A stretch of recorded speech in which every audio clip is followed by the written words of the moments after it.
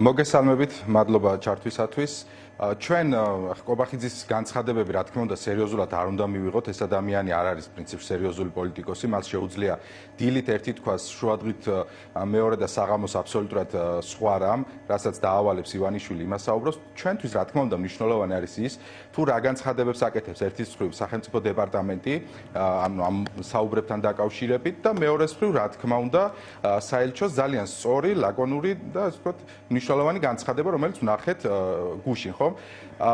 ძალიან მნიშვნელოვანია ის ფაქტი, რომ რასაც ჩვენ მთელი ამ ხნის განმავლობაში ვსაუბრობდით, იგივე ამერიკასთან, ურთიერთობებთან დაკავშირებით, აღმოჩნდა მართალი, ხომ? ქართული ოცნება ცდილობს ყოველგვარი რაღაც მოთხოვნების წინაპირობების დაკმაყოფილების გარეშე მოხდეს გარკვეული ნორმალიზება ამერიკის შეერთებულ შტატებთან. რასაც ჩვენ ბოლო 2-3 დღეა ვხედავთ, არის ამის აბსოლუტურად საწინააღმდეგო რამ. კერძოდ რუბიოს განცხადებით მათ კონკრეტულად უთხრეს ქართულ ოცნებას, რომ არის მთელი რიგი პრობლემები, რაც ხელს უშლის ქართულ-ამერიკულ ურთიერთობებს. რა შეიძლება იყოს, ხო, მეტი კონკრეტიკა არ მოგვისმენთ, თუმცა შეგვიძლია ვივარაუდოთ ზოგადად რა არის ამერიკის პოლიტიკა, ხომ? ამერიკას არ აქვს ინტერესი, არ აქვს სურვილი ესაუბროს ანტიდემოკრატიულ ძალებს და ქართული ოცნება ჩამოყალიბდა ასეთად. მთელი იმ ბოლო 2 წლის ნაბიჯებით, რაც მათ გადადგეს, მთელი ამ რეპრესიული კანონმდებლობით ასეულობით პოლიტპატიმრის ტროტუარზე დაკავებული ადამიანების შემდეგ. რა თქმა უნდა, ეს არის სერიოზული უკანგადადგმული ნაბიჯი დემოკრატიის კუთხით, რომელიც უქმნის უდიდეს პრობლემას ქართულ-ამერიკულ ურთიერთობებს და ამის დადასტურება იყო ის ფაქტიც, რომ სტრატეგიული თანამშრომლობა ჩვენ ამ ქვეყანასთან, რომელიც 30 წელზე მეტია გვიდგას გვერდით, უკვე დღეს აღარ აგვაქვს. ეს არის თავიდან ბოლომდე ქართული ოცნების ბრალი, რომ ჩვენ ეს სტრატეგიული ურთიერთობა აღარ აგვაქვს ამერიკის შეერთებულ შტატებთან. ეს არის ერთი ნაწილი. მეორე ნაწილი არის ასევე ძალიან მნიშვნელოვანი ქართული ოცნების საგარეო პოლიტიკა. ბოლო წლებია ჩვენ ვხედავთ ქართული ოცნების წარმომადგენლების შეხვედრას ჩინეთის კომუნისტური პარტიის წარმომადგენლებთან, ხომ? ჩვენ რა თქმა უნდა ჩინეთთან უნდა გქონდეს გარკვეული სავაჭრო ურთიერთობები, ძალიან დიდი სახელმწიფოა და ეს ქართული ეკონომიკისთვის კარგია, თუმცა ჩვენ არ უჭირდება ჩინური დემოკრატია. და მეორეს მხრივ დაკრძალვაში მოსიარულე ყობახიძე, რომელიც ზის დარბაზში, სადაც გაჰყვირიან სიკვდილი ისრაელს და სიკვდილი ამერიკას. აი ამ დარბაზში იჯდა სამწუხაროდ და სამარცხვინოდ ირაკლი ყობახიძე. რა თქმა უნდა, ეს არის ის გარემოებები, რაც ხელს უშლის ქართულ-ამერიკულ ურთიერთობებს.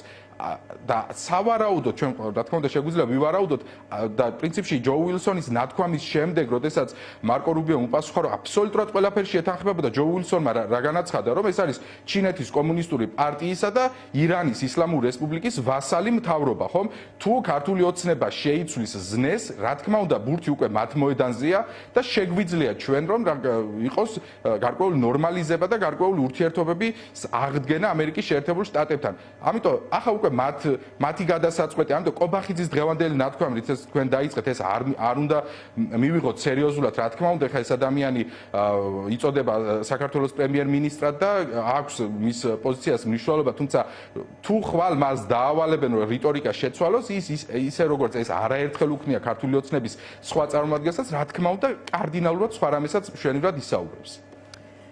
კი ბატონო, როგორ ფიქრობთ, რას უნდა ნიშნავდეს, აი ჩვენი წინა ბლოკში ჩვენი სტუმრები ამბობდნენ, რომ რუბიოს მხრიდან ნათქვამი, რომ რაღაც პოზიტიური სიგნალებიც იყო თითქოს ქართული ოცნების ხელისუფლებისგან, ცოტა უცნაურად გამოიყურებაო თქვენი აზრით, რა შეიძლება იყოს ეს პოზიტიური სიგნალები, რასაც თქვენ ბრძანებდით, ისევ იგივე პოზიცია იკითხება დღევანდელ მათ განცხადებებში, რომ დავალაგოთ ურთიერთობა, მაგრამ დავალაგოთ ჩვენი პირობებით და მიგვიღეთ ისეთები, როგორიც ვართ. არა, ეს ნამდვილად არ გამოვა. გიდასტურებთ, რომ ქართული ოცნების მრავალთვიანი მცდელობა იყო სწორედ ის, რაც თქვენ ბოლოს ახსენეთ, მიგვიღეთ ისეთები, როგორებიც ვართ. რუბიოს გუშინდელი განცხადება ნიშნავდა იმას, რომ ისეთებს არ მიიღებენ სწორედ როგორებიც არიან.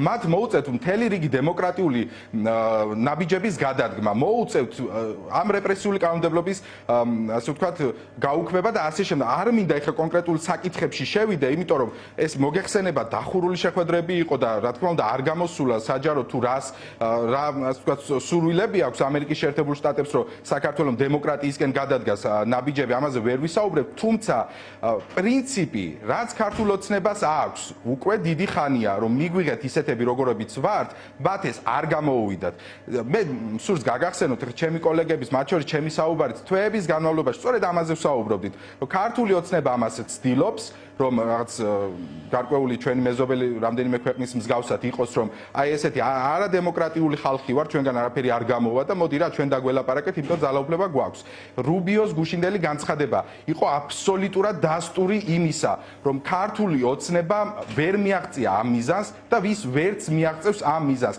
ამ ქვეყანას აქვს დემოკრატიის შესაძლებლობა და ეს ძალიან კარგად ესმის ჩვენს ძალიან კარგ პარტნიორებს და მეგობრებს ამერიკის შეერთებულ შტატებში ესმით ეს რომ ამ ქვეყანაში ხალხს გვინდა დემოკრატია გვაქვს გარკვეული გამოცდილება დემოკრატიის ისტორიაში რომ არ გადავიდე ხო გვაქვს ეს გამოცდილება და შევძლებთ ამ ქვეყანაში ნამდვილად დემოკრატიული სახელმწიფოს ჩამოყალიბებას ოღონდ ერთადერთი დაბრკოლება ამ ძალიან მნიშვნელოვან გზაზე არის რუსული ოცნება რომელიც სამწუხაროდ დღემდე მართავს ამ ქვეყანას კი ბატონო და თორნიკე ასევე მინდა გკითხოთ ჩვენ კობახიცის განცხადებები ვახსენეთ და დღეს კორუფციასთან დაკავშირებითაც გააკეთა კომენტარი ირაკლი კობახიძემ საინტერესო რამე თქვა სხვათა შორის რომ პასუხისმგებელი ვართ იმაზე რომ დღეს ყველა სამინისტრო სუფთა პრინციპით მუშაობს ესეთი რამ თქვა ალბათ განსხვავებით მისი წინამორბედის დროს არსებული სამინისტროებისგან სავარაუდოდ თუ გადავხედავთ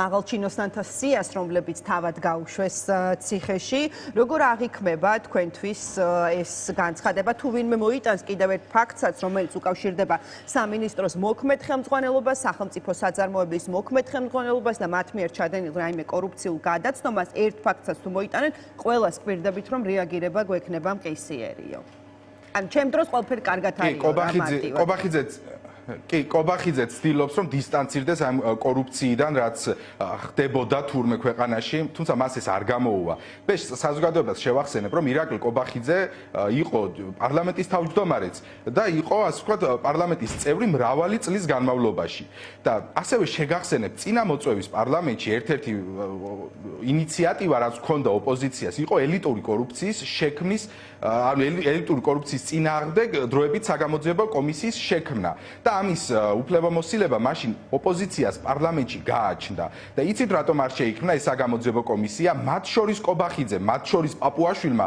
საქართველოს კონსტიტუცია დაარღვიეს იქ და არ მოგვცეს შესაძლებლობა მაშინ სხვადასხვა საგამოძიებო კომისიაზე და მათ შორის კორუფციასთან დაკავშირებით დროებით საგამოძიებო კომისიაზე კონსტიტუციის დარღვევით მათ არ შექმნეს ეს საგამოძიებო კომისია. ეხლა გეკითხებით როგორ არ არის კობახიძე ამ ყველაფერზე პასუხისმგებელი? რა თქმა უნდა პასუხისმგებელია.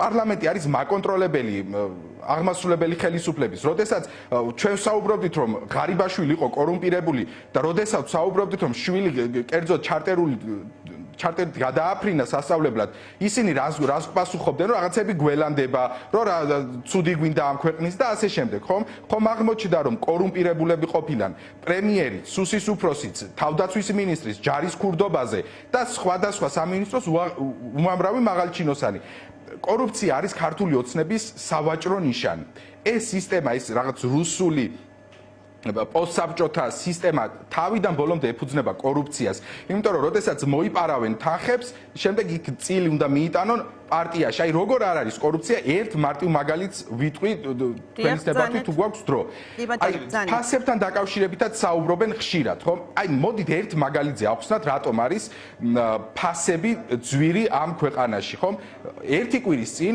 საერთაშორისო გამჭვირვალობამ გამოაქვეყნა დაასკვნა რომ მაგალითად შავ ზღვაში 10 წლით თევზჭერის უფლება გადაეცა რამდენიმე კომპანიას და ამ კომპანიის წარმომადგენლებმა 1,400,000 შესწირეს ქართულ ოცნებას ანუ მომდევნო 10 წლის განმავლობაში ეს 1,400,000 საიდან უნდა ამოიღოს ამ კომპანიებმა ისევ თქვენ და ამ ქვეყნის მოქალაქეებს რომ გაუძვირებენ პროდუქტის ფასს ანუ აი ეს არის კორუფცია და აი თუ აინტერესებს ბატონ კობახიძე სად არის კორუფცია შეუძლია აი ამ ფაქტებს მიაქციოს ყურადღება ასევე გუშინ იყო რამდენიმე 350-ზე მეტი სავარაუდო კორუფციული ფაქტი იქნა გამოვლენილი ამიტომ ეხლა ისე დადგომა რომ ჩემი გუნდი ასე ვთქვათ არაფერ შუაში არ არის და ჩვენ არ ვიცოდით ამ კორუფციული სქემების შესახებ, ეს არის კიდევ ერთხელ ქართული საზოგადოებისთვის თვალებში ნაცრის შეყრა და არ გამოუვათ.